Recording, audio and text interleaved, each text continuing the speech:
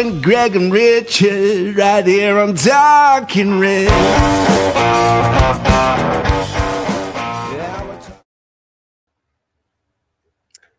Hello and welcome to Talking Reds, a Nottingham Forest podcast hosted by myself, Greg Oram, along with my co-host, Richard Spray. And on the panel, it's Raf the Random Pundit with the Statman, Danscape, and live from Sydney, Australia, we've got Jamie Martin with us. It's fair to say that some of the most iconic moments in the history of Nottingham Forest have come from when the Reds have been involved in playing in European club competition football over the years. Colin Barrett defying all logic and popping up with a second goal at home to Liverpool. The Japanese sub sinking Forest at home, only for Ian Bowyer to go and grab the only goal in Germany to get us into the final. Robertson's cross, that header, and France is in the shot put circle. Robbo's goal a year later and backs to the wall for 90 minutes against Kevin Keegan's Hamburg to retain the European Cup against all the odds. The bought, biased, scandalous referee for Anderlecht in 1984. McGregor versus Leon in 95. Colin Cooper running into the post in the celebration. Chettle's goal at Bayern. Swathes of red and white scarves and banners etched forevermore in our folklore. Forest turn me on. Robertson eats hamburgers and will Malmanize him in Munich. And now after 30 years, we're back. In the next hour, we're going to get super excited and probably very carried away as we preview Forest's first trip into Europe since the 1995-96 season that saw the Reds go out in the quarterfinals of the UEFA Cup to Jurgen Klinnsman's Bayern Munich.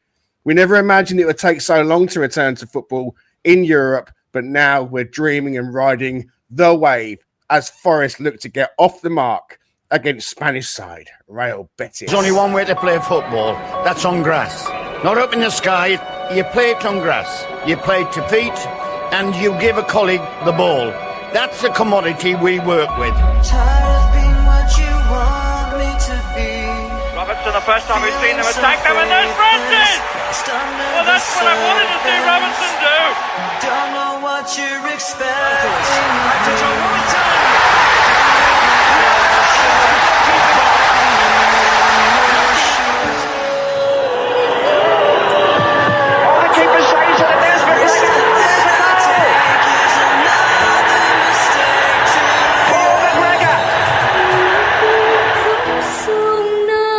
We are ready to move to pot 3 where we find Nottingham Forest. Nottingham Forest.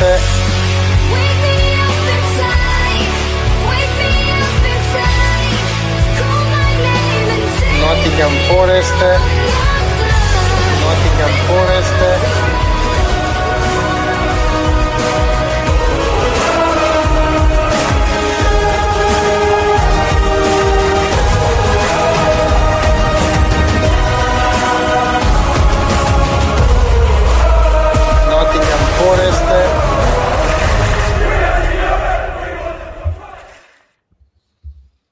Wow, the time has come. The time is here, and I tell you what, I'm fucking excited. I'm dropping the F-bomb straight away. I'm dropping it in right now. I'm getting carried away, and I'm getting really jealous of everyone jetting off. The fans are in their droves, flying over, about 4,000 of them. And Raph, I know you're going, and Paul Morley's going, and Steve Battlemuch is there, and Alan's there, and I'm just loving the next couple of days because it's going to be super, super sexy. So let's get straight into it. We've got 5 of us today. So hello, everybody. Welcome the panel and my co-host. We'll say our hellos as we go. I think that's the best way to do this. If you're in the comments, please do let us know you're here. Drop in what you think about Forest in Europe. Let us know your thoughts on what we might expect and what you want to see. Just very quickly, first up, I want to get some confirmation to you guys. If you haven't seen it, Zinchenko is in the squad, all right? It's updated on UEFA. So there's been no words I could see from Forest, but on the UEFA squad list, it's on screen. Alexander Zinchenko has been put into the squad to replace Ola Aina. So I think it's important as a bit of housekeeping to get that in from the start. I checked that out this morning, managed to find it. So pleased to report that is the case. Richard Spray, let's get some summing up feelings of how you're coping at this moment. You know, in all of that, give us your genuine hopes for Forest in this competition as a whole. You know, how are you feeling going into this match at the moment? Yeah, I mean, you can't help but be just elated, right, with what's going to happen this week. I mean, it'll definitely be enhanced by the fact that we play well and we actually win matches and we find ourselves getting some momentum again, leading back into the Premier League season. But for the purpose of Europe, just getting everybody enthused about not only being there but doing something, you know, incredible like we've seen in the past. And you just referenced some of that there in terms of your intro and everything. So it just feels natural, doesn't it? It feels natural to see that wonderful badge on the screen in Europe playing against European competition. So I'm nothing but excited about watching this all unfold. Do I hope that we can win it? Sure, absolutely. You know, we've long said that's what Ange just brought in for. Ange just brought in to win trophies, right? So hopefully he can come good, at least in Europa.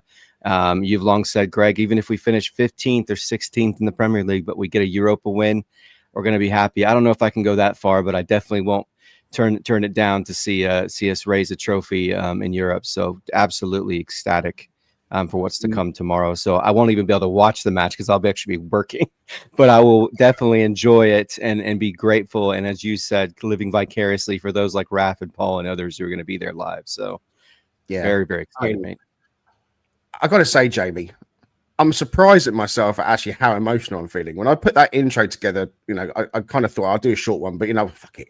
It's our first European game. Let's try and get the juices flowing a little bit. And by the end of it, I was nearly in tears because I'm like, you know, a passionate Forest fan like all of us are. How is it for you? You're in Australia this at the moment. So, you know, you're maybe feeling a little bit disconnected because of the time difference or so. But, you know, some of your feelings for us and how you're looking at Forest going into their first European game in 30 years before you were born. Yeah, I was going to say, you know, there's a certain generation of Forest fans that are particularly prominent now on social media, you know, and they're, you know, a young group of people that are 20 or so that have never really experienced the European excitement that we're about to kind of go through. And from my perspective personally, I don't think it's been the season that's been worth waking up at whatever time for, you know, because we have ridiculous times for games here or staying up for. But, you know, we do it for the club we love. And at the end of the day, the good comes with the bad and the bad comes with the good. And to be honest with you, I think that as much as I'm kind of upset about recent results, as you say, I think it's that excitement and the fact that we are having such an exciting new era for this club coming back to us. It just kind of, you know, it takes away all that kind of negative feeling that maybe I had yesterday. And now it kind of just doesn't feel real yet. You know, I know people that are going there and, you know, they're looking forward to it, but it just still doesn't feel real, you know, and it does feel a bit disconnecting being far away, but obviously, you know, they're only over the phone and I'm FaceTiming people who are on the plane to Spain. And it's just like, wow, this isn't pre-season that people are traveling for. We're actually competing in a top continental competition, you know, and just goes to show, you know, it was a few years since we hired Steve Cooper, 4 years, I think, since we hired Steve Cooper the other day. And to think we were, you know, bottom or, you know, very, very low down in the championship and now we're competing in Europe, it just goes to show that football, anything can happen and you've just got to believe and enjoy every moment you can. Well, I know, as you say, there are people on the flights leaving. Some were already there. Steve Battlemuch, good friend of Talking Reds, comes on and contributes. He's posted part 1 into our WhatsApp group of his video blog. Let's take a look at what Steve's got to say. So the journey begins. Off for the 8:50 train to Gatwick. Flight at 2:40. Drinking in Seville by 6 o'clock, hopefully with a ticket picked up. Really excited. 30 years ago, went to Malmo and Auxerre. Never would have thought it would take 30 years to see us in Europe again. Massive game to start. Betis are really good. Take a point immediately. Anything more than a point is brilliant. Even if we lose, we've got 7 other games. Come on, you Reds. I think you can see the emotion, Dan, in Steve's face, and just the pure excitement. He's like all of us, but he's there, I think, or there or thereabouts. What are you feeling at the moment, Danscape about just the competition for Forest in general. We're going to get onto the match specifics in a short while. Just sum up where you're at for us. I'm looking forward to seeing part 4 of Paul Morley's blog when we get to the late night clubs of Seville. That would be the fun part for me. I think Steve's summing it up. He's obviously been there and seen some of this before, but you can tell how excited he is. And it is like Christmas Eve at the minute, just desperate to see this game kick off and see how we do, and obviously see what the fans are like and see what, everyone's going to love it and enjoy it regardless of the result in this first game, I think. So it's kind of it is that one of those rare games where whatever happens, it's kind of a memorable time and moment. And yeah, I wish I was going. I think if I'd have known we could get tickets in the away end, I probably would have made more effort to go, but didn't know that till a bit too late. So gutted about that. In terms of the competition as a whole, massive opportunity. I'd be really disappointed if we don't get to obviously the knockout stages to give it a go.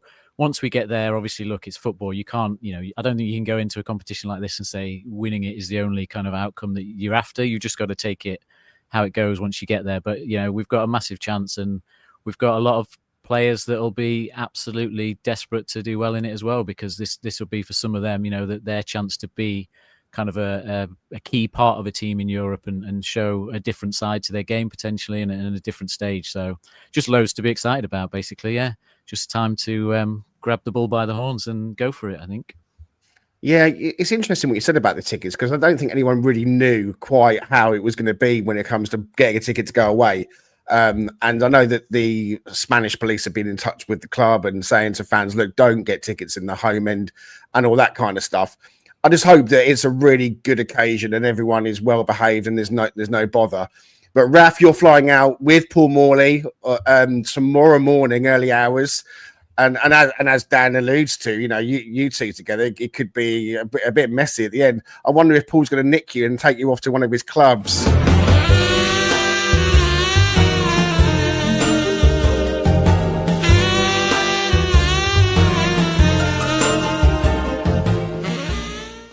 We want photos if that is the case, Raf.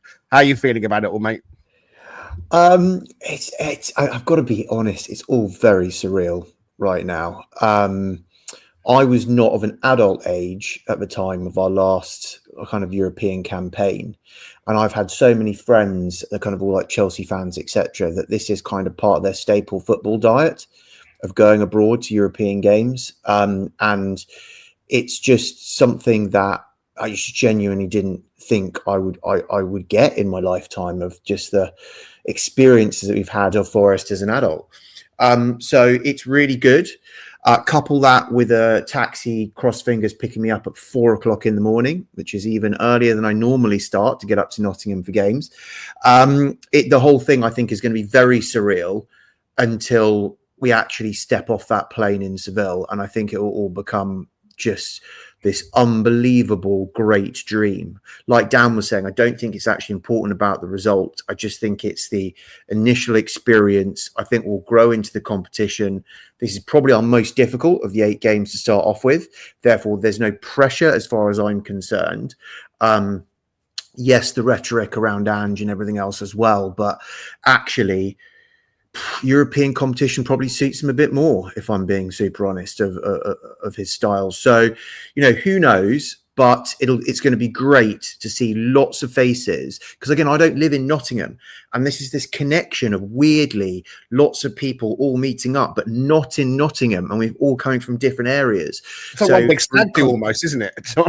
it's so bizarre. And so through X and everything else as well, I'm now meeting up with loads of people over in Seville that I actually don't really get to see in Nottingham anyway. So yeah, again, super surreal, very excited.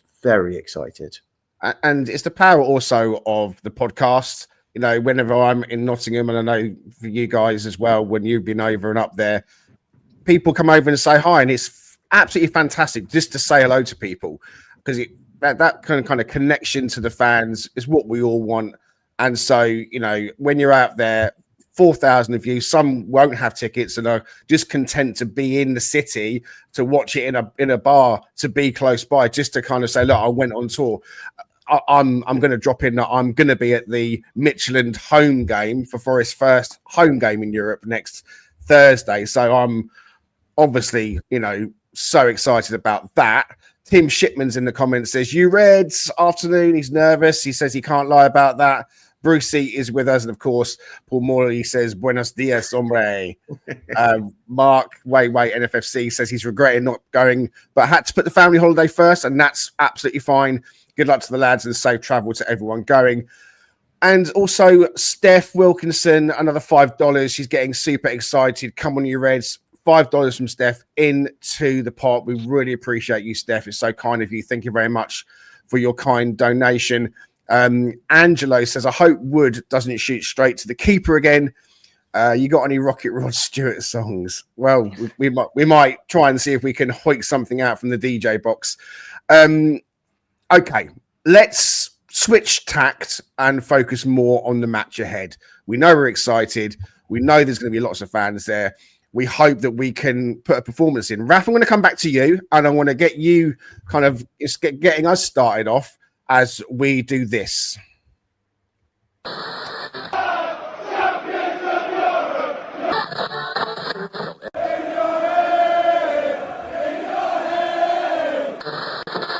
them back to East London! Send them back!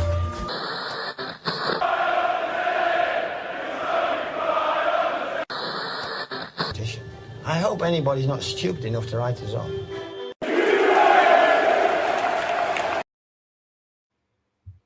Europa League opposition preview with Raf the Random Pundit.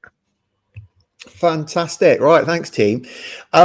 So, yeah, this is a bit of a change up and a bit of an education for me of then actually having to research a team that admittedly I know far less about than our usual opposition back in the Prem.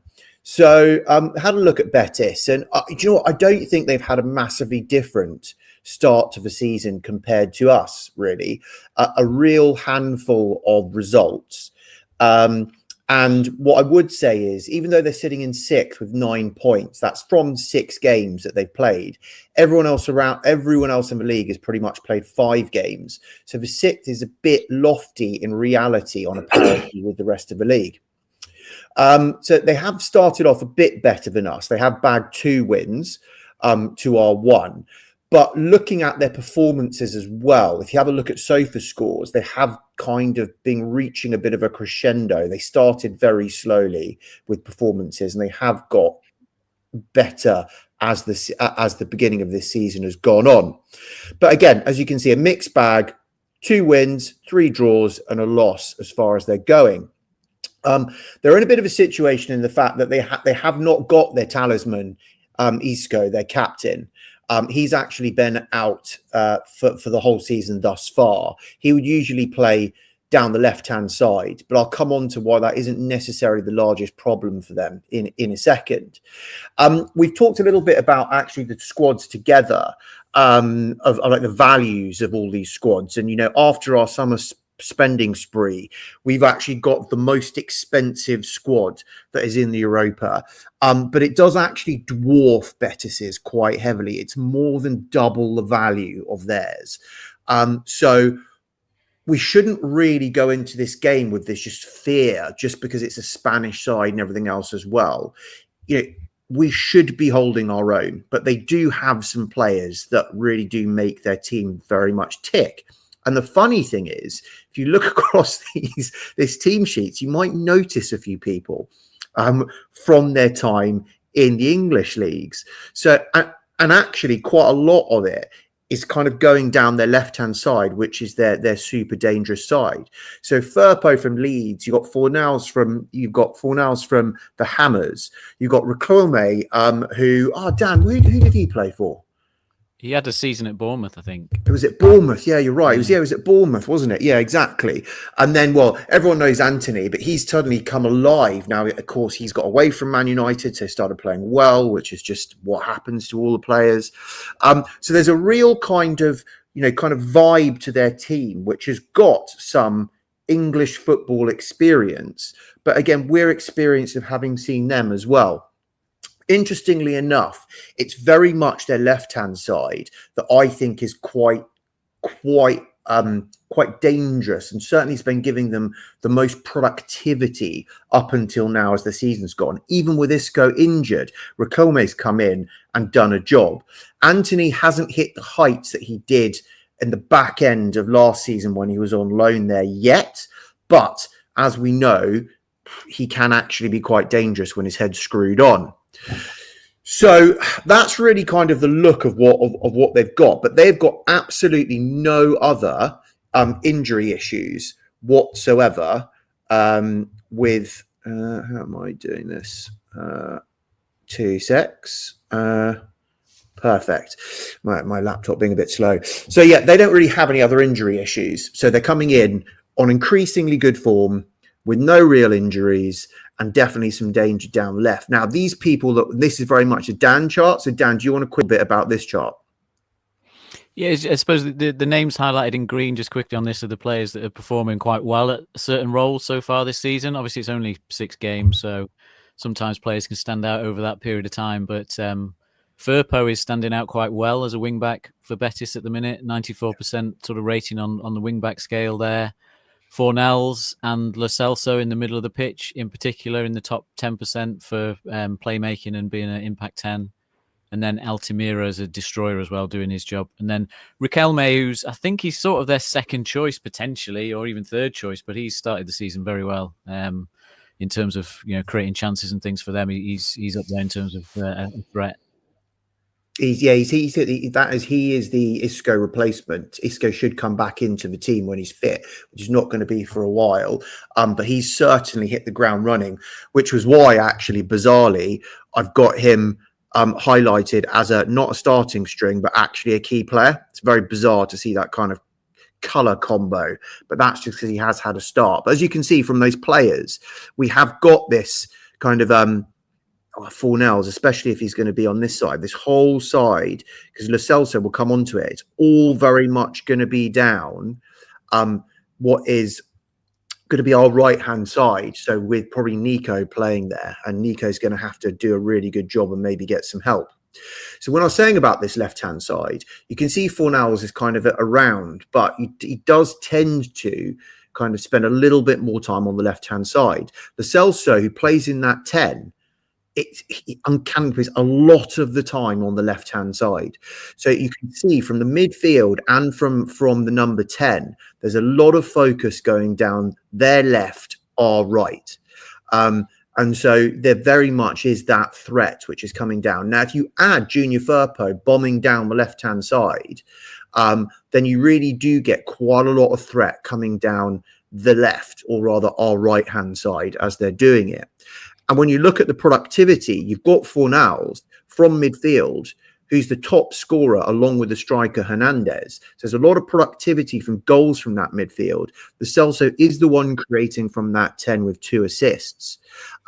So you do actually see, and even Firpo's got an assist from that kind of fullback position. So this is something we've got to be very wary about. One thing I just wanted to highlight up was the threat, and especially probably against Ange Ball, if we are playing a high line, that Hernandez, as the striker, really doesn't do much woodwork at all of getting back and helping out. He literally camps on the centre spot, waiting for the ball to break, for them to turn it over, and he'll break and go, or that, which kind of on that transition. So that's something just to also be wary of. But we can just see, compared to how we've been playing so far this season, how they've been playing, even though they've progressively got better, they've got a decent amount of form in certain key players. Like we've said, Lo Celso, he's been playing really well. Fornell's been playing really well. Altamira, who's been playing very well. Okay, so those are kind of their key players that are there, and we are pretty much just every game relying on Elliot Anderson to do something. So that's roughly where we are in terms of having a look at of kind of their threats, what they're about, who are their key people.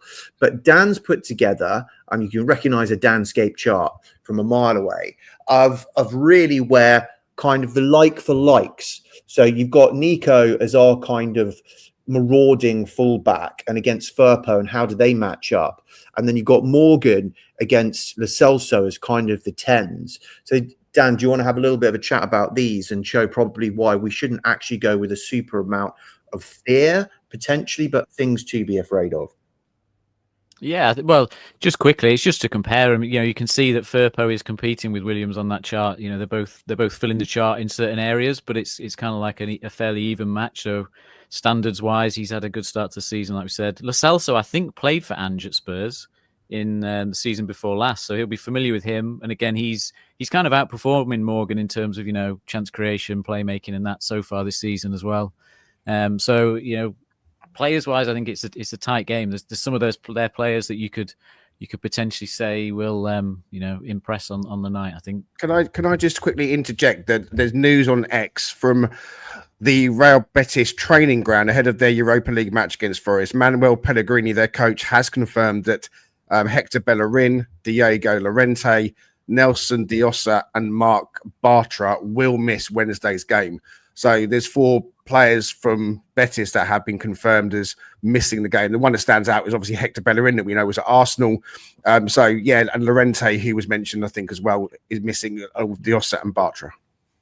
Yeah, and that's it. Llorente being missing actually is quite interesting. If we just keep going back, and something else I was going to highlight before we go to the last slide, Bellerin is a big miss for them, but they have not had, other than Firpo as a left back, much stability across their back line of their back 4. And for those watching, sorry, I forgot to say, the formation, that it's a very stable formation which they play under Pellegrini. So it is the formation that we've been used to, which is a 4-2-3-1, where you're going to have Firpo at left back, you're going to have Hernandez, who's the striker, you're probably going to have Lo Celso in that 10. We're not sure between, you're probably going to be Riquelme playing on that left-hand side. Anthony should be starting on the right-hand side. You're going to have Fornells in the midfield. And I would expect, are they going to get, you'll have Amrabat potential. I think it will be Altamira, I think. But it might be Amrabat that sits with Fornells, but I would suspect Fornells starts. And again, not even any stability in goal between Valles and Lopez that have switched even in their last 3 games. So we might get a bit of joy, especially with that breaking news there. Fantastic from our skipper. That you know, they are going to have a bit of a change around again in their defence. So this is something that we potentially can take a bit of advantage of. And then there was that last compare and contrast between our midfield engine and their midfield engine, between Anderson and Fornells, with probably slightly, but you could look at, I mean, just Elliott's such a Rolls Royce. He's just good at absolutely everything. But you can see the fact that when it comes to the side of this graph, which is finishing, box to box, chance creation, playmaking, directness, ball carrying, progressive passing, Fornells is just as good. Except for he can actually finish, like we've seen the fact that he's been scoring goals, which he is better than Elliott at doing. But when it comes to Riquelme, although he has got really good form, if you look at Dan and Doy, his skill set is far more rounded than Riquelme, who, again, what he does very well. So it's about playmaking, chance creation, ball retention.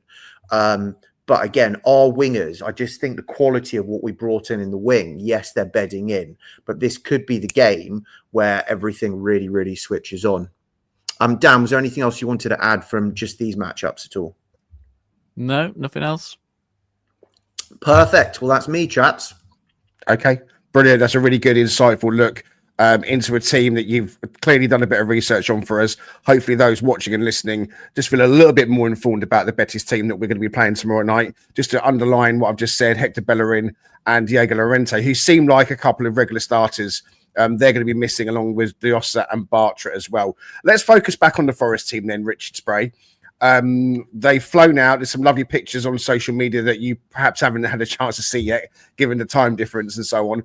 But, you know, they're on the plane. John McGovern is on the flight, and I've got him down as the man that lifted the 2 European Cups, of course, so therefore has to be our lucky mascot, surely. You know, we've unlocked the give his head a little bit of a rub, and let's get some of that magic on our players. So thinking about this Forest team, we're going to start looking at selection and team lineup shortly. We're not doing it just yet, but I'm curious, Richard, as to who you think for Forest is going to be a key man beyond Elliot Anderson, I think. I think the midfield is obviously a crucial area. So let's talk about who's going to kind of tie in with Elliot Anderson. How do you see it? Douglas Luiz keeping his place. Is this a game for Sangare with him to come back in again? Yeah, I think that the last match, what was interesting is that I had the voice of Danscape in my head saying, we need to have a player who can break up that play in the middle. And if you look at the way that those heat maps unfold, I mean, there's not an area of the pitch where you're not going to be stressed a little bit.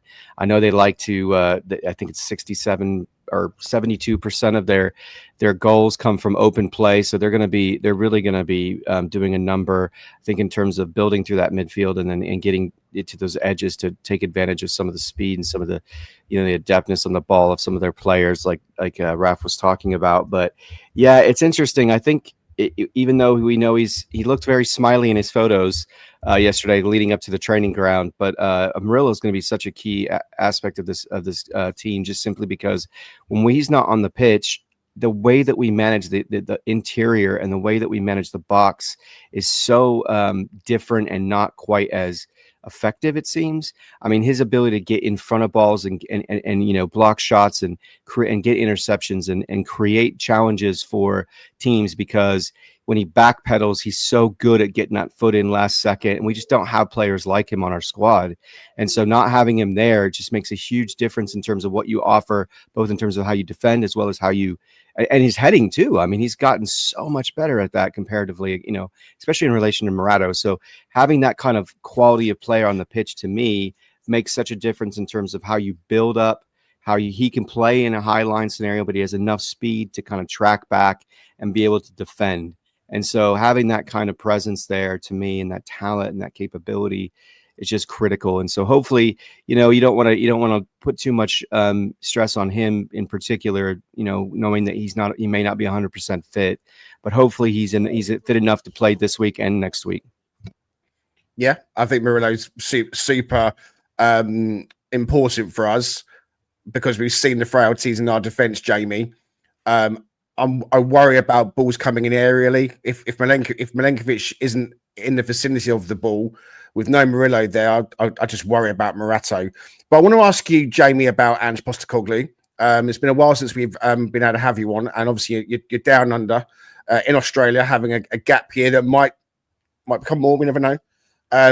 So give us your thoughts on Ange coming into Forest. And I asked Scott this, who's based obviously down under as well. Have you spoken to Australians about Ange? You're working in football out there, so what's their view on him and him at Forest and so on? So yeah, interested to know your thoughts on him. Well, I'll start by saying that I think that nearly every conversation I've had with someone who likes football in the last 3 weeks has been, "Hey, do you know who Ange Postecoglou is?" And I'm like, "Yeah, it's manages my football team." And they're like, "Oh no, Nottingham Forest." And I'm like, all of a sudden everyone in Australia is like watching Nottingham Forest, and and they really care about it. So from that point of view, it's great. If he does well, hopefully that means a pre-season out here. So I'm going to keep my fingers crossed. But obviously Ange is a revered figure out here. He's someone that has done a lot from a grassroots level, playing to a professional level, playing and managing, and he's managed multiple clubs: Brisbane Roar, Melbourne Victory, and obviously he's gone off into Asia as well with I think it was Yokohama as well. So he's a respected guy. I think the one thing that Aussies, and actually I was on a call for a job interview today, and I think we got about 2 minutes of job talking and about 10 minutes of Ange Postecoglou talking. And the one thing that they said to me was, they said they like Ange because he's not like new managers in the sense that,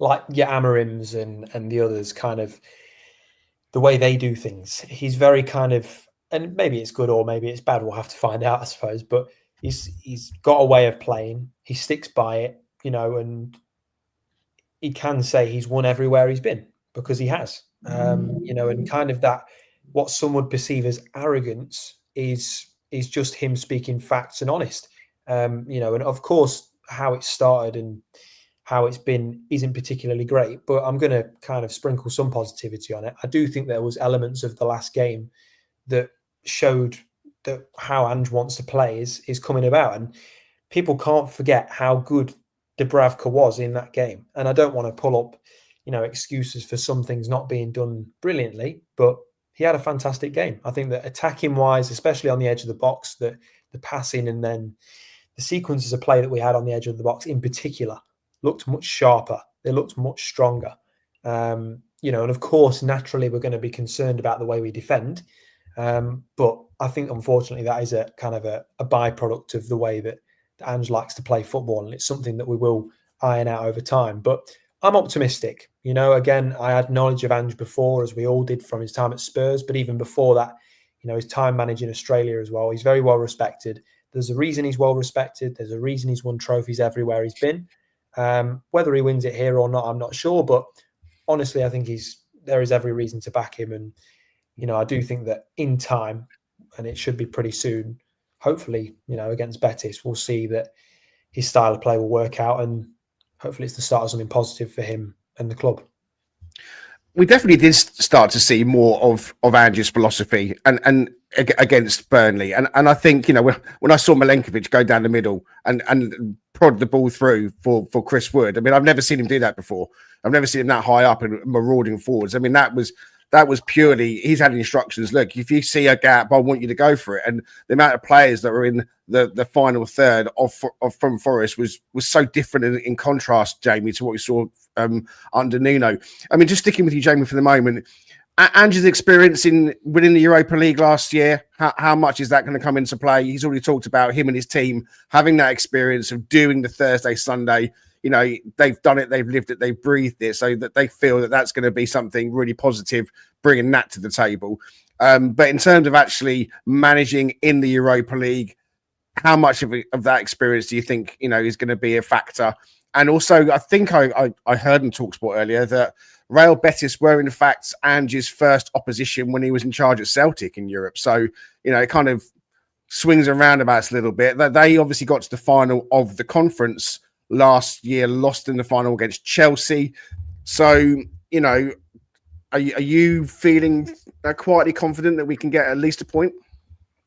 Absolutely. I mean, again, I don't want to try and dwell on the last few games because there's so much quality in this team. It is still, regardless of what manager you had, in the dugout, this is still a team that is developing, and there's been a lot of new pieces added to the puzzle, this summer in particular. And with Edu arriving, of course, there's a longer term vision in there, which kind of deviated from maybe the way Nuno wanted things to go. So there was always going to be a bit of a rocky start, I think, to having all these new players, whether it was Nuno or Ange there.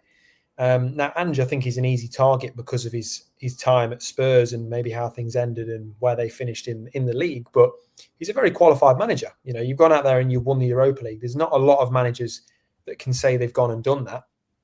He's the first manager with Greek heritage to have gone and done it. And that's obviously where the meeting between him and Marinakis kind of took place, supposedly, at that awards night. But I just think that, the experience that he's got in the Europa League is massive.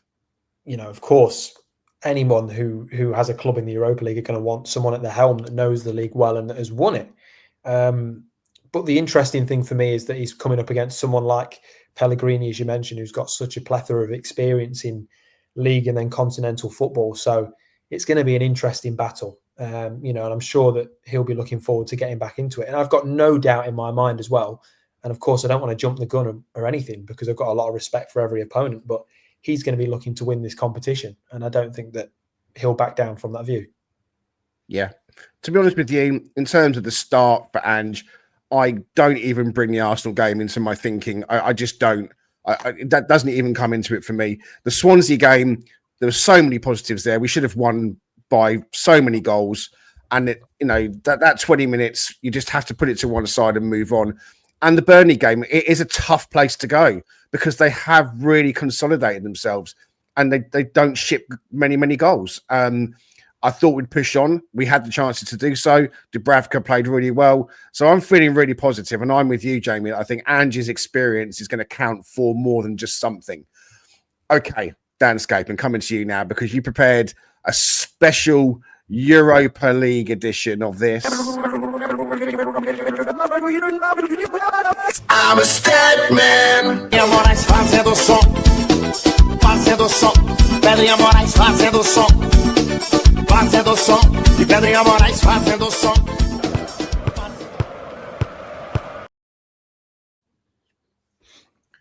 Danscape, over to you for the Statman. Thank you very much. Let me get this full screen. There we go. So just a quick wrap up on Betis, I suppose, to start with. Looking at their performance so far this year, before I get into some Forest-related stuff. They only lost 4 games at home last season out of 27 they played across all competitions, which is a really good record. I think we've lost like 4 of our last 5 home games ourselves. So whether their new stadium move and all that might disrupt that, that's perhaps what we're hoping for. But they are a really good team at home. And so far this season, their kind of performance score out of 100% is at 75%. So they have started well in terms of how they're sort of dominating games and everything. In particular, they stand out as for their counter-attacking ability, albeit they still have a lot of the ball. I think they're just very good at being able to judge when to play direct and when to control the game, because perhaps they've had obviously the same manager for a while and they're quite a settled side. And they're scoring fairly high on their S-Housery score, 61% so far this season, compared to our sort of measly 8%. So we need to get that right back up. Where do you think you're going, shithouse? In this particular competition, I think a bit of S-Housery will suit us. So yeah, look, they're a strong team. They're doing well. Chance creation is far exceeding what we've managed to do so far this season. Their finishing is what lets them down in particular, though. They don't really have a top striker. I know Bruce mentioned in the comments about, is it Cucho Hernandez? I think it goes by the name Cucho up front for them, who did well in MLS and stuff. But I think he's not, he's not going to be as clinical as Chris Wood or someone like that. So I think that's where we can still hopefully outdo them. So that was that. So I prepared some quick fire questions. How do I get you guys back onto the screen? Yeah, we're back. Are you back? I can't see the thing now. Okay, you need to minimize it before you take it off. Let me just minimize it and let me take it off for you. 1 second. Technical issues. Yeah. So yeah, some questions around our players. Which, if it doesn't work, it doesn't matter. I don't have to see. There we go. Can you see us? I can see you, but I can't see the thing. Let me get it up on my computer next to me. But no, because then I can't control the slides for some reason. There we go. There we go. Right. Sorry, people. We're getting technical. There we go. Yeah, they're letting me loose with the buttons. I don't know what I'm doing. So my question is for you guys: what do these 5 players actually have in common? So we've got Savona, Ryan Yates, Murillo, Nico Dominguez, and John, otherwise known as John Victor at times. Anyone got a guess as to what these 5 players all have in common related to, obviously, Europa League squad? First time playing in Europa? Correct. First time. Well, first time playing in Europe at all. So these are the 5 players that haven't made a single appearance in Europe for us so far. For any club so far. And that includes, the qualifying games and all that sort of stuff that clubs play. So Nico Dominguez is probably the surprise for you there, that he's never tasted European football despite his time in Serie A. Obviously, we kind of know Murillo's time was with us and Yatesy. Simona, nothing for him at Juve. And John Victor, he had a brief stint in Europe, but not at this level. So that's that one. The second one, yeah, there you go. I've already answered that one. The second one, I suppose, just throw at me your names for who you think. I'll go around quickly. Out of the squad, who do you think are in the top 3 for the most appearances in European competitions that are in our current, UEFA team squad? So, Greg, have you got any? Zinchenko, Milenkovic. Yeah. McAtee. Yeah. Sangari, maybe? I'm going to go Sangaro, PSV. Yeah, good shouts. I think Matt Sells at Strasbourg. I don't know if they played or not. I don't know. Bolly with Porto and with Chelsea. Hudson-Odoi would have played quite a lot for Chelsea. Yeah. Good guesses. Good guesses. I think there's probably one that will surprise you that no one mentioned. So in terms of order, so Zinchenko is top. He's made 46 appearances in Europe. Oh, wow. Dan Doyle is second with 42 because everywhere he's been, they've been in a European club. And he's done quite well in Europa before. So I think he's someone that will have the full experience of this. Sangare's up there, Jamie mentioned. Hudson-Odoi, Raf said. Bolly, Milenkovic. Douglas Luiz, obviously at Villa's played quite a few Conference League games and things like that. So yeah, Sells is up there. So actually, when you look at it, there's a lot of experience here. I know we think of it as thought a new about that. thing. I never actually thought this is so interesting because I never even considered.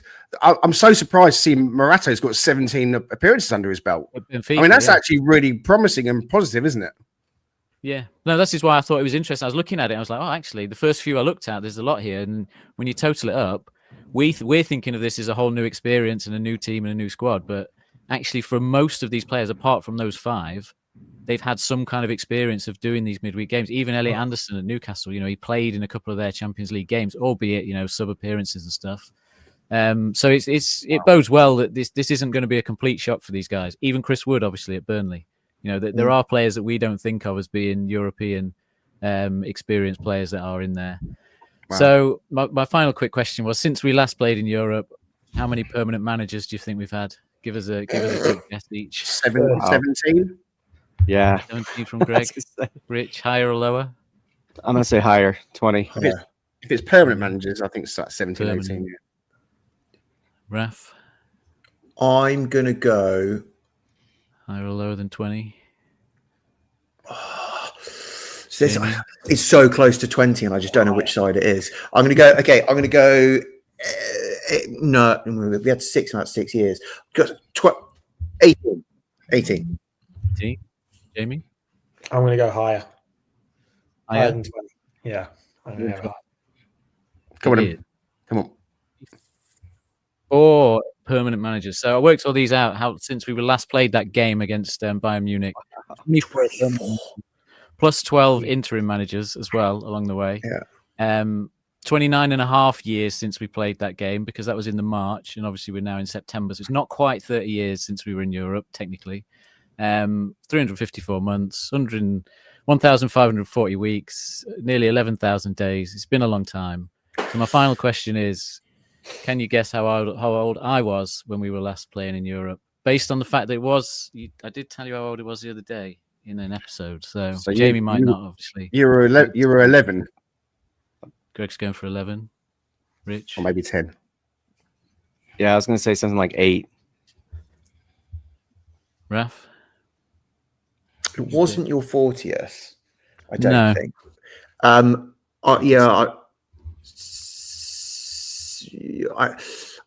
knew you went out for lunch and supper. I didn't focus on how old you were. That was the thing.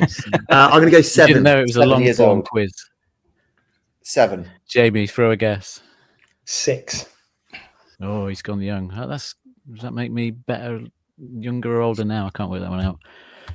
I was 12 and a half years old at that time. Last time we were in Europe. Wow. Right there with Mr. Stevie Stone with the original bowl cut, which seems to have come back into fashion. And Stevie Stone with some hair. Stevie Stone has a bit of hair there, yeah. Nobody, not sure where his hand's going, but that was my reminiscence for this particular game. That was my reminiscing of the last time we were there and how much time has passed. That's for sure. Amazing. A very different stat pack and a really good one. And I think the takeaway from that is that we've got players that have got European games under their belt. And, that kind of experience, we hope, will count for something. All right. Okay. We want to have a think about the team that Forest might put out tomorrow. So in usual fashion, let's get the foot mob up onto the screen. I'm going to expand it so it's big enough for everyone to see. Richard, I'm coming to you. So this is showing the team that started against Burnley was Zinchenko, Murillo, Milenkovic, and Williams across the back. Sells in goal, of course.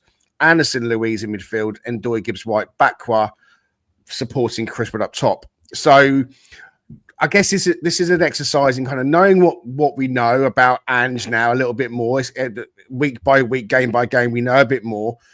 And who's kind of standing out and staking more of a claim. So what's the team going to be for tomorrow night? Let's get your ideas on the defense and midfield first. Yeah, I think formationally, I think it's probably not going to change that 4-2-3-1, which is what you've got on the screen. But I think there's going to be some changes in this one. And I think some of it's about management minutes right within the Premier League match that's coming up the following weekend. So I'm going to say Zinchenko stays at left back. But instead of Murato, you're going to have Murillo, I think, come in. and you keep Milenkovic at that other center back position, Williams on the right back position. I'm leaning towards Sangare being replaced for Luiz, but I'm going to stick with Luiz for this match because I think Sangare might end up coming back in the Premier League match coming up against Sunderland. Anderson in the other midfield spot. I'm going to throw a bit of a curveball, and I'm going to say that Bakwa actually gets dropped for this one. While I love his tenacity, I love his just how dynamic he's on the ball and everything of that nature. I still think, as Dan has cautioned me offline, we got to temper our expectations with him a little bit. While he has sort of Madueke type skill sets and potential, he looked a little less effective in the last match. So I'm going to say Bakwa gets dropped, and I'm going to say Ndoye goes back over to the right.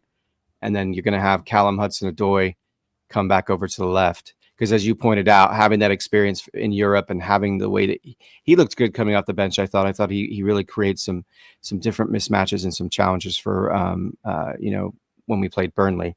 But I'm going to do something a little bit unorthodox here.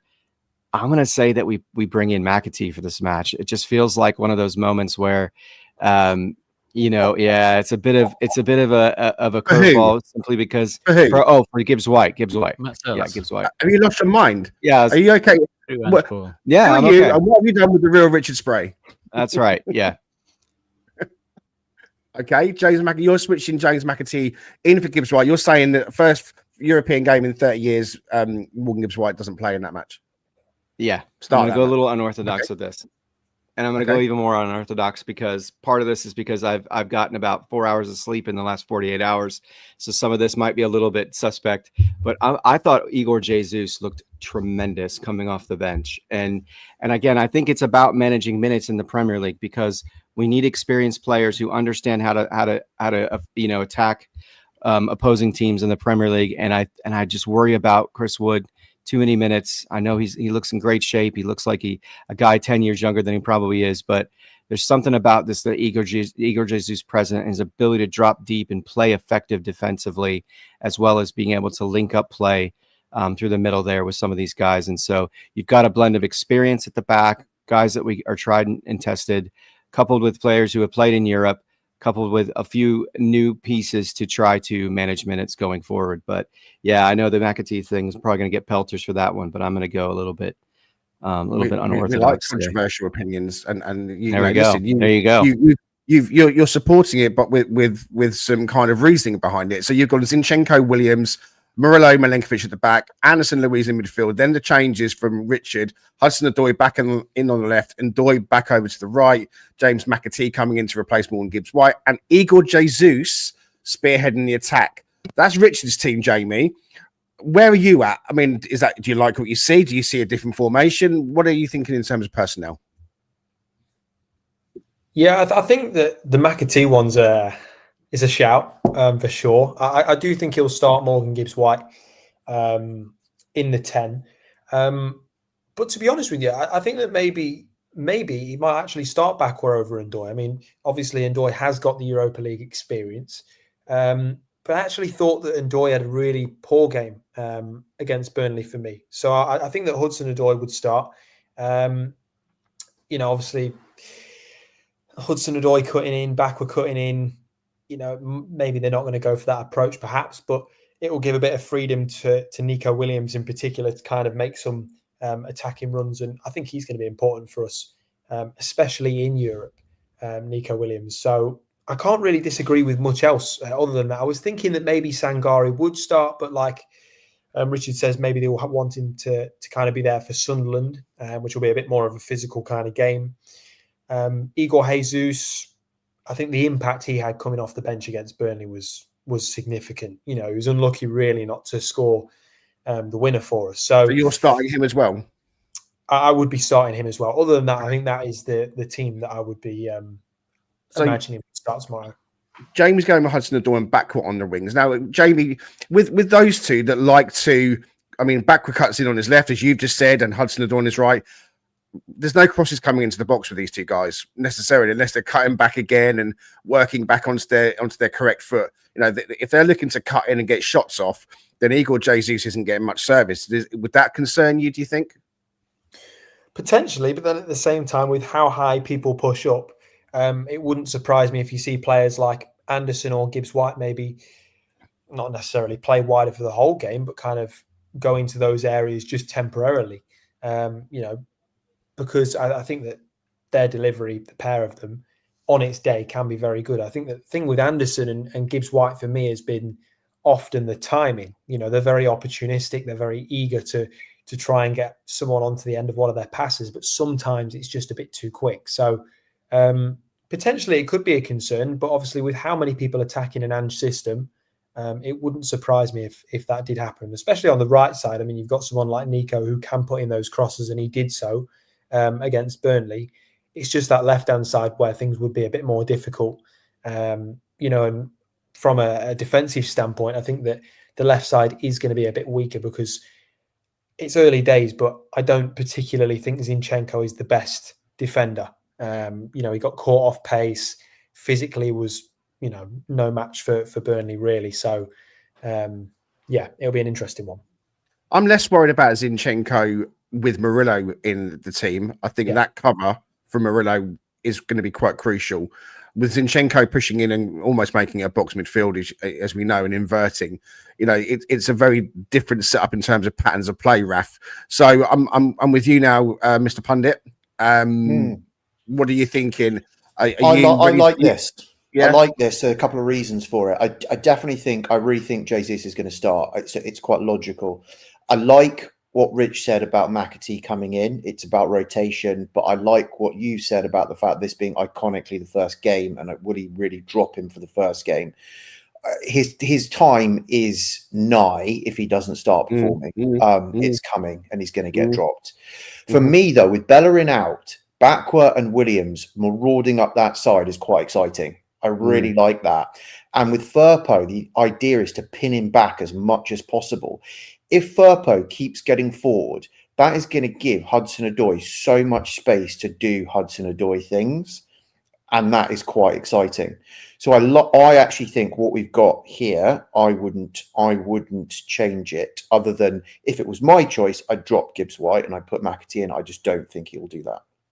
So you're pretty content by the sounds of things with Igor Jesus spearheading the attack. Just to remind those that can't see it, we've got Hudson-Odoi and Bakwa on the flanks, Gibbs-White in the 10. Anderson and Douglas Luiz seem pretty fixed from everybody so far, and the back four is almost picking itself. Savona's our only other fullback in the squad, unless you kind of turn to Zach Abbott, who might be pulled in as well. So, with Jesus, since the season started, I don't think he's disappointed whatsoever whenever he has been used. Yeah, I agree. I think you're right. He hasn't stood out as like, oh my God, what's he doing? He's obviously the Swansea game, he scored the goals. I thought he took his first goal rather well, to have to be said. I mean, it was a fairly tight angle. All right, Dan, I know that you like to sometimes roll a little bit of a wild card in there. How are you feeling about this, Mr. Danscape? I think the big dilemma here is the Sunderland game coming up obviously in a few days' time, and which one you think is actually, the more not important, it's not the right word, but which style you want for which game almost, and which players are key to which game. So I got two concerns. One is can Zinchenko play all these minutes, or does that mean if he plays this game, do we then have to mix it up against Sunderland? And maybe, I don't know, look, you're not going to like it, but maybe playing Morata at left back suits the game against Sunderland. I don't know. I've not really thought about it that much, but maybe playing Morata in this game suits this game, and you want Zinchenko against Sunderland because I think Sunderland will sit back and give us lots of the ball. So we definitely maybe want Zinchenko for that role. So it's actually a really difficult selection, I think, in some areas for Ange because of that. Obviously, the centre-backs is straightforward, the goalkeeper straightforward. I think Elliot Anderson's going to play as many games as are available to some extent, so I think he starts. I mean, my wild card is that I would play Ryan Yates purely because if I'm manager, I just want the journey. I want the journey from bottom of Championship, messing around, all the way to Europe and seeing Ryan Yates lead this team out as captain. So if you're asking me what I would do as manager, I'm picking Ryan Yates for that very reason. And he can play 90 minutes because he's probably not going to play against Sunderland. So that's one position where you don't have to worry about fitness then. You can then swap Douglas Luiz on for Anderson if you want, or you can bring Sangare on for Anderson later on if you're trying to hold on to a lead. Winger-wise, I think I probably start with Ndoye instead of Bakwa, and then I bring Bakwa on as a super sub. And up front, as much as I would say I want to keep Chris Wood, because again, I think he's earned the right to play this game. You know, if it wasn't for him scoring last season, we would not be in this competition. So I sort of feel like I want to reward him by giving him a set 60 minutes, no more, no less, 60 minutes, and then swap so that he's reasonably fresh for Sunderland. So I think that's what I'm looking at doing for this game. If I'm manager, not necessarily if I want to win the game, but if I want sentiment and being a fan and all that sort of stuff to come into it. Well, it always is a mix of what your team would be and maybe trying to do a little bit more of what it will be. And I've left, for those that can't see it, I've left Morato at left back on this with Murillo, Milenkovic, Williams, Anderson, and Ryan Yates in Danscape's midfield. On the flanks, and Ndoye, Bakwa and Morgan Gibbs-White in the 10 behind Wood. I think I'd agree with you. I don't see Wood not starting this game. I really like Igor Jesus and what we've seen from him so far. He's been effective off the bench, so let's not spoil that. I think him being a finisher and someone to come on is we've still got kind of value in that. I just can't see Morgan Gibbs-White not starting this game. I think it would be a huge statement if Ange decides he's going to play James McAtee in this game. I can see Gibbs-White dropping out against Sunderland or another Premier League game. I just can't see it for this one. I quite like the idea of Dan Ndoye not starting this game. He started every game so far. So I personally would play Callum on the left and I'd play Bakwa on the right. He didn't do so well, Bakwa, for me against Burnley. He's young still. He's exciting. I really want to see him play. I just don't see Ryan starting this game, Ryan Yates. I think that the flack he took for the Sunderland game was over the top. I really do. He made some poor choices and he lost the ball in places. But I just think Anderson and Douglas Luiz, for me, is our midfield or should be our midfield. And if we're not starting Zinchenko in this match, I'd be surprised. But if we go with that, then I think it would be more likely that Williams goes back to the left and we then see Savona coming in on the right-hand side. I'd rather have Savona in than have Morato. For me, Morato should never play left-back ever again. It just gives me the heebie-jeebies. You know, when the ball comes down the left-back area, he just doesn't want to let it. Doesn't want to head it away. Just lets it bounce. So that's kind of where I'm at. And, you know, Matt Sell's obviously in goal, everyone. So we've kind of played around with it a little bit. I guess you might say, Richard, that the options are a little bit more reduced because the squad's reduced. There's no Amari Hutchinson to call on, for example. Not that he's getting called on at the moment. I was surprised on Saturday. So let's kind of like bring a little bit of Saturday that's just gone into the conversation. And we are just gone past the hour mark, guys. So we're going to like give ourselves a few minutes more for this Europa special. I was surprised not to see Hutchinson come on at the weekend, knowing that he can't play in Europe. We haven't mentioned Callum Mwendo. I don't really want to see Callum Mwendo on the right-hand side. I want to see him down the middle. So did that kind of surprise you, thinking, well, look, if Hutchinson's not getting called on in the Premier, he can't play in Europe, you know, is that kind of sending a signal to him that he's not trusted? I don't know if it was sending a signal. Maybe there's a matchup sort of scenario that Ange maybe was looking at, because Callum Mwendo, I mean, historically has been a finisher. I mean, he was that way in the French in Ligue 1 last year, and he certainly didn't avail himself when he didn't finish that one opportunity that came across from Anderson. But that aside, I think it was more about that. I think it was about creating matchup issues within the box itself. Because as Jamie pointed out, the way that we managed passing the ball in tight spaces and tight windows within the box last week, I mean, it looked really nice. I mean, there were some beautiful footballing moments, especially that move, you know, that build-up play to get Bakwa open, and then Bakwa taking that first-time shot and almost putting it, you know, in the net. Save a really nice save from Dubravka. But I think that has more to do with that than it does about how Hutchinson did or did not play previously, or what he doesn't do well, and so forth. In terms of his ability, because he can get in there and he can create nightmares for defenders, because he is really good on the ball. But yeah, I just think it had more to do with Callum Mwendo's finishing capability late in the match. Sorry, I just want to quickly interrupt you, Richard, because I know Jamie's got to hop off, and so I want to quickly say to Jamie before you go. Anything you want to quickly add before we let you hop off, Jamie? You're on mute. You're on mute. You're on mute. You're on mute. There you go. Let's ignore that ever happened. Thank you. That's embarrassing. No, I just want to say thank you for having me on, and hopefully the next time we're talking about a win against Betis. So good luck and stay safe to everyone going out there. Fingers crossed it's an enjoyable, maybe slightly boozy report from Paul and Raf, I have no doubt. But yeah, no, enjoy it, everyone. And yeah, thank you for having me on. Before you go quickly, I want to ask you the question. This is going to be my question now. Last year, it was Champions League or FA Cup. This year, the question is, Forest are offered and finish 17th in the Premier League, and they win the Europa League at the same time. Would you take it? You finish 17th in the Premier League, you're not getting relegated, and you're going to win the Europa League. Are you taking it? I can't believe people are even thinking about it. I'd take it all day. I mean, it'd come with grey hair as well, to be fair, Greg. So that's not really that great, but yeah, I would take Europa League, but that's a shameless one for me. It's a one-off season. I'm going to ask everybody else this, but Jamie, you're a legend. Thanks so much. I'll let you let yourself out, and we'll see you again soon, buddy. All the best. Thank you. See ya. Okay, so just back to the four of us. Richard, sorry to kind of interrupt you there. I knew that Jamie had to get off because he'd messaged me. No, good. So we were just touching on Hutchinson and Backwell and Klinnsman. You know, these options, Dan, on the flanks, well, it was an area that Nuno said he wanted to make sure we had 4 good wingers. So now the squad is out and ready to kick off our first game. Do you feel like that we've got the wingers in place that we should have? Do you think, again, I'm asking the question we asked when it first was released, but do you think that maybe hindsight now says that Hutchinson should have made the squad? That last question, probably not. I think he's still in the same position. You'd have had to sacrifice someone else, and we're already a bit shallow on fullback depth, for example, so you can't sacrifice that. And, you know, I think it was just always there was going to be one decision like that. I think we've got the wingers for it, though. I think once Bakwas settles in, I think, you know, and he becomes a bit less sort of playing his own game and he's part of the team, I think he becomes a great player.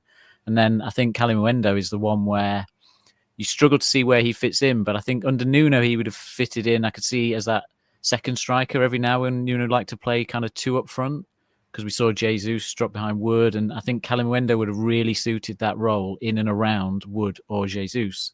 But now that Ange's in, he doesn't tend to do that. He tends to be quite consistent at the start of a game, at least, with his formation. So that's where Kalimuendo's perhaps being forced into position that's not natural, because I don't see how he gets ahead of Jesus at the minute, even. So it's tough. And no, it's not so much. My first thought was actually this is a game for Sangare, because I think Betis will come at us. And I think you save Douglas Luiz for Sunderland, where we'll have a lot more of the ball. But I just want to see Ryan Yates. It's more that my love for Ryan Yates is that much, as opposed to my hatred for Sangare. That's what it is. Yeah, Brucey was in the comments, for those that didn't see it, asking, does Dan hate Sangare so much that he's putting Yates in front of him? It's that sentimental bone in your body that I didn't think you had, Dan. I thought you were more grounded and more kind of, you know, if the spreadsheet doesn't say it, then then it's not true. And the data rules everything. But you've got a heart in there. You've got a heart beating, a Ryan Yates shaped heart. Raf, 1 day a week. Yeah, we're nearly out of time, so I'm going to start with Raf. I'm going to go back around everybody. So this is us to close.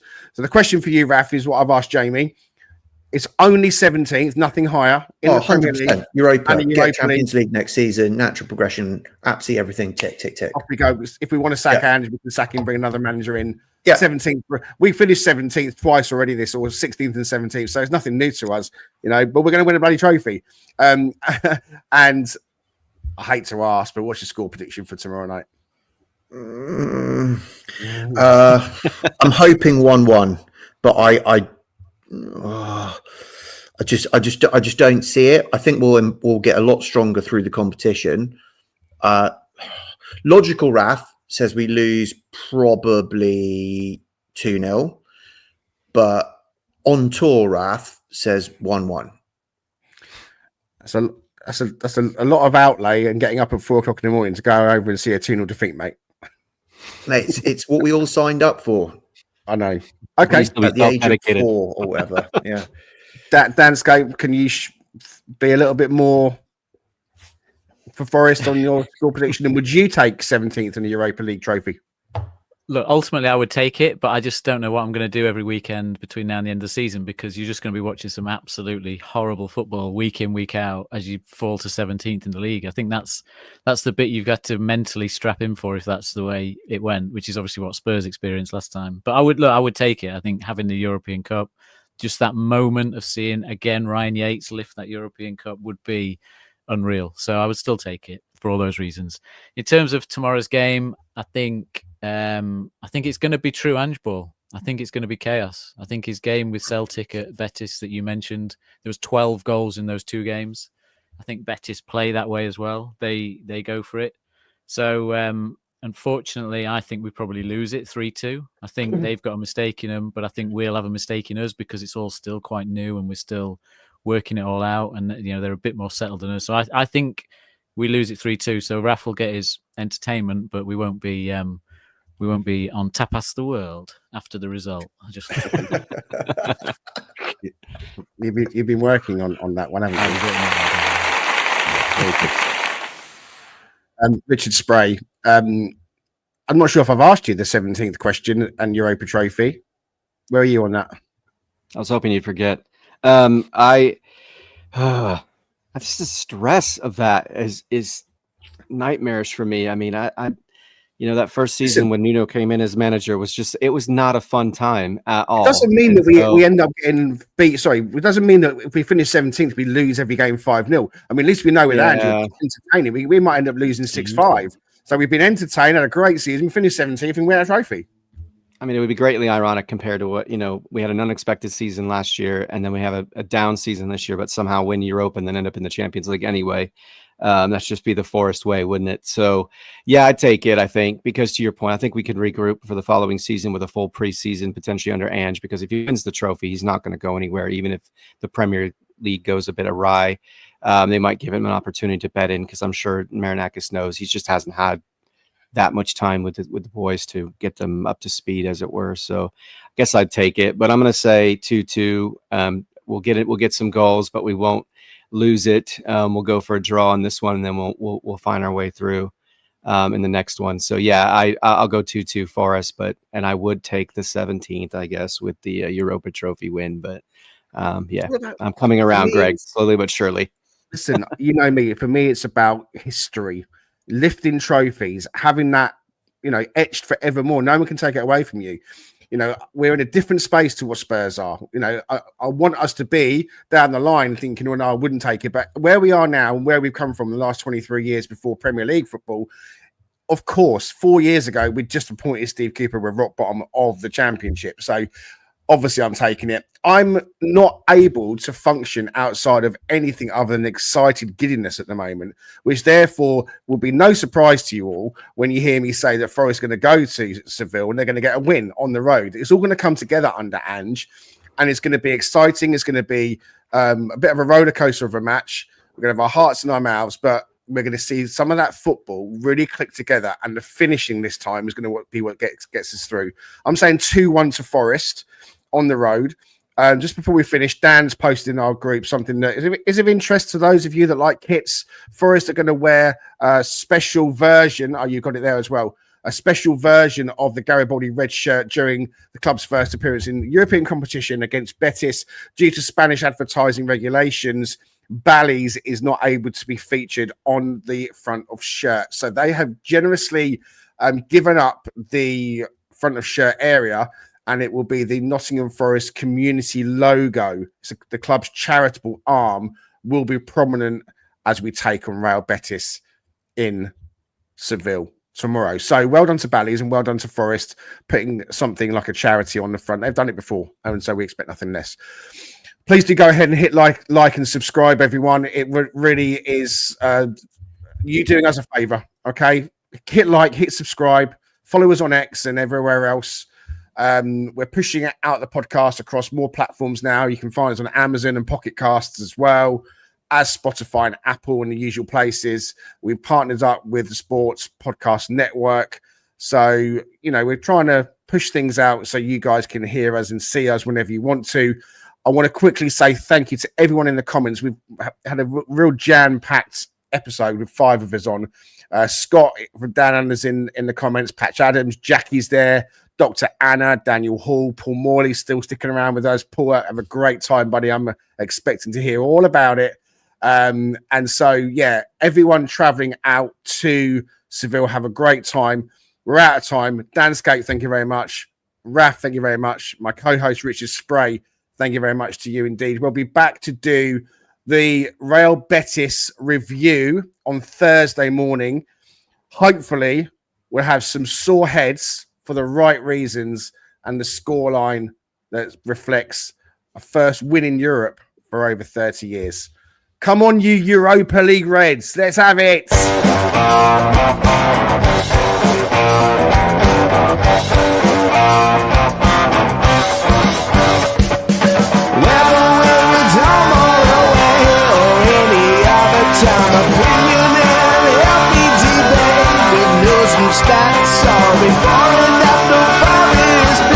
Come join Greg and Richard right here on Talking Red.